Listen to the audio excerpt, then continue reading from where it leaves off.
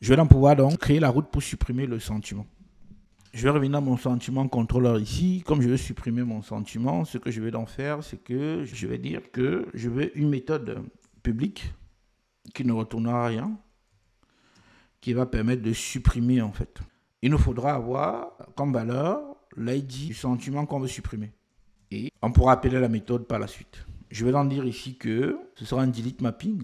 Et ici, je vais donner le chemin dont j'ai besoin. Le chemin, ce sera donc, comme on a vu, c'est sentiment / numéro 3. Comme on ne connaît pas la valeur par défaut, on va mettre donc ce qu'on appelle un pass variable, c'est-à-dire une variable qui est dans le chemin en fait de l'URL. Ce n'est pas une variable qui est transmise en paramètres. On verra par la suite comment on transmet les paramètres optionnels dans l'URL. Ici, je vais donc pouvoir dire que moi, je veux récupérer tous les paramètres qui ont un ID. Donc, en fonction de l'ID qui est là, je vais supprimer le paramètre. Je vais donc préciser ici que ça c'est un pass variable, c'est-à-dire que avec cette annotation, Spring sait que la valeur qui sera transmise ici, 3, 4, 5, 6, peu importe, 100, 200, sera automatiquement injectée dans cet ID ici. Je mets les deux noms volontairement pour que c'est la même valeur pour ne pas m'embêter avec les considérations de renommage de variables. Je vais donc venir dans mon service ici. J'ai besoin d'une méthode que je vais appeler supprimer. Je prends la même méthode ici. Je ne vais pas compliquer les choses. Et je vais juste passer mon paramètre ici. Il va me dire, même chose, c'est en rouge, ça veut dire qu'il n'y a pas la méthode. Je mets ma souris dessus et il me propose de créer la méthode. Je dis que créer la méthode dans le service. Dans 10.sentiment repository, je vais donc appeler un delete by ID. Pourquoi? Parce que Spring Data JPA met déjà la méthode qui permet de supprimer en fonction de l'ID. Je vais donc dire ici delete. Ici dans mon delete, donc je vais donc dire ici que je vais faire un delete by ID. Ça me permettra là comme ça de supprimer un sentiment en fonction de l'identifiant tout simplement. Je vais faire un stop and run pour retester mon projet. Je vais donc supprimer le sentiment qui a l'ID numéro 7. Je vais donc pour ça créer une URL ici.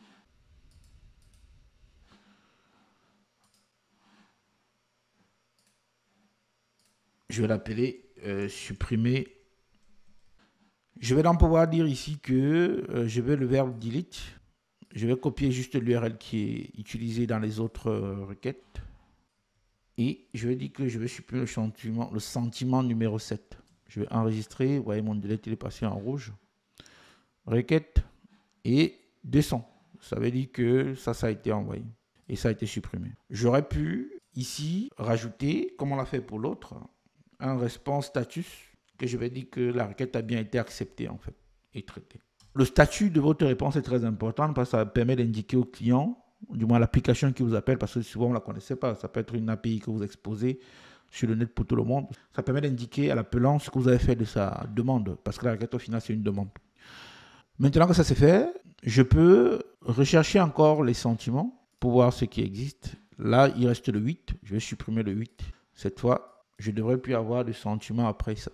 202, ça a été accepté et puis ça a été traité. Vous pouvez choisir comme ça plusieurs codes de retour. Certains diront que le 202, il faudrait mettre du 204 ici. Vous cliquez dessus, vous trouvez du 204 ici, c'est no content. Ça veut dire que j'ai traité votre requête, mais j'ai aucun contenu à vous renvoyer en fait. Donc vous pouvez choisir soit de l'accepted, soit du no content, soit du 200. Ça dépend vraiment de comment vous voulez faire les choses proprement, tout simplement. Option, je vais importer la constante de manière statique. Donc, vous pouvez choisir, mais la bonne pratique, c'est avoir du 204, voilà. Par défaut, vous mettez sur du 200, ça permet de dire que tout s'est bien passé, en fait, si vous hésitez. Mais partez sur du 204, du 200, alors la création aussi. Donc, création 201, lecture 200, suppression et mise à jour 204. Vous pouvez choisir ça comme code de retour pour vos différentes requêtes.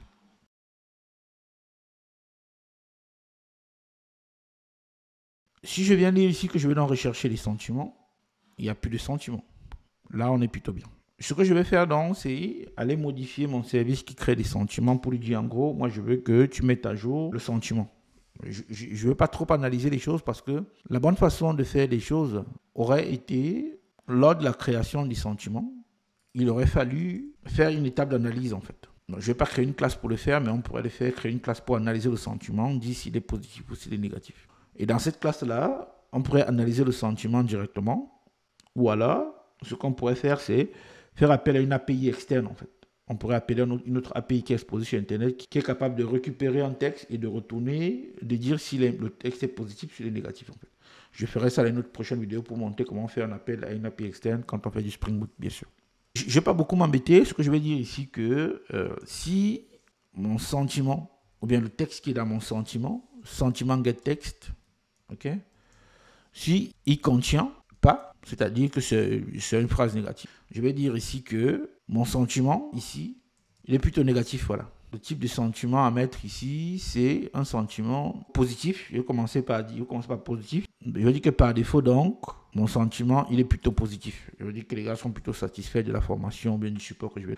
Vous pouvez faire ça comme ça. Vous pouvez aussi mettre ça dans un else ici pour dire que si c'est pas négatif, c'est plutôt positif. Donc, vous avez le choix pour indiquer comment vont les choses.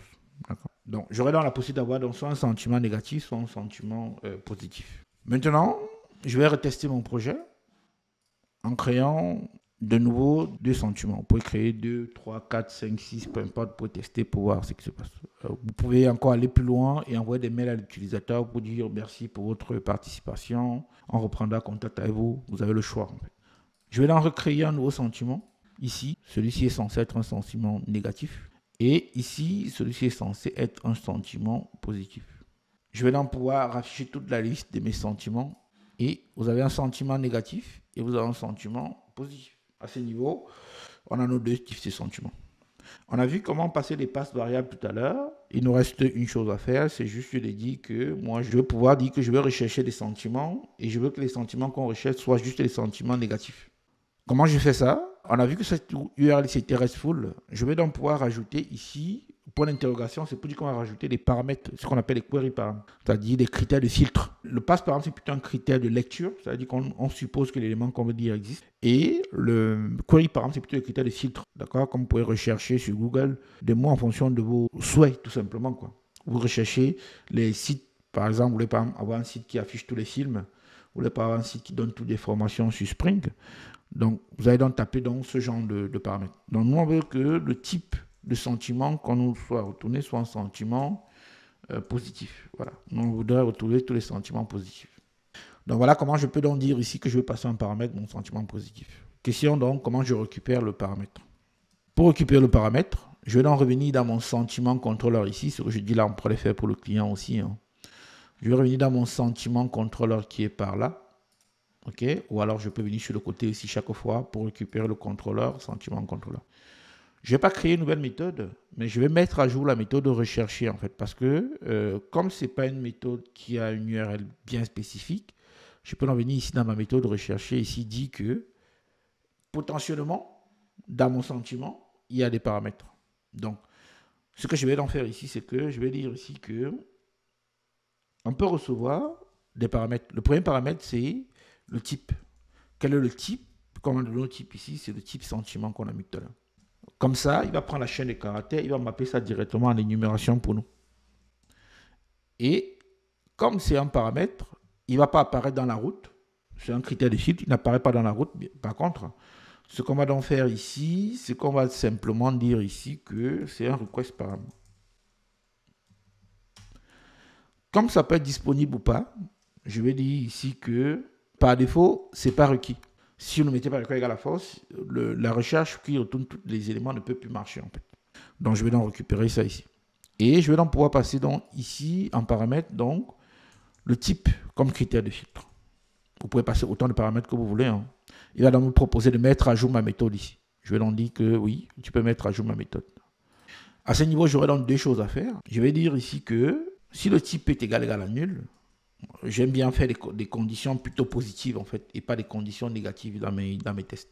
Parce que l'autre façon de faire était de faire ça. Si le type est différent de nul, c'est plutôt une condition négative. Moi, j'aime bien dire que je pars plutôt sur des conditions positives comme ça. Si le type est égal à nul, alors on retourne tout. Sinon, dans le else ici, on va donc créer une méthode ici dans notre sentiment repository qui fait une recherche en fonction du type. Je vais donc aller dans mon sentiment repository. Je vais créer une autre méthode, c'est Spring Data est assez performant. Je vais dire que moi, je vais lister les sentiments. Pour les avoir, il faudra faire un find by type. Et je vais lui passer dans un type de sentiment qui est le type ici. Encore une fois, quand on fait ça, qu'est-ce qu'il va faire Spring? Il va faire un select étoile from sentiment, where type égale à ça. Il va automatiquement générer la requête pour vous. Donc, vous avez le find by type là qui permet de faire le boulot directement pour vous en fait. Je reviens donc dans mon client service pour compléter mon appel et je vais dire ici que sinon, on va retourner 10.sentiment repository find by type égale à type. Voilà. Encore une fois, moi j'aime bien faire des conditions plutôt positives comme ça. Si c'est égal à nul, même si le nul c'est égal à négatif, mais j'aime plutôt faire des égales, pas des différents en fait. Je vais pouvoir lancer ma requête. Je vais donc dire que je cherche les sentiments dits positifs. Là, il me dit que j'ai une bad request. Quand vous avez une erreur, vous pouvez donc revenir ici. Il te dit en gros ici que il ne peut pas transformer le string en sentiment ici pour le coup. Donc je vais donc revenir ici. Ce qui s'est passé, c'est que j'ai mis une chaîne de caractères ici, j'en ai pas besoin, je vais enlever ma chaîne de caractères. Je vais donc dire que le type ici c'est positif. Okay. Et là, vous voyez qu'il va me retourner directement l'enum ici, positif, et il va pouvoir donc récupérer ça et nous retourner notre information.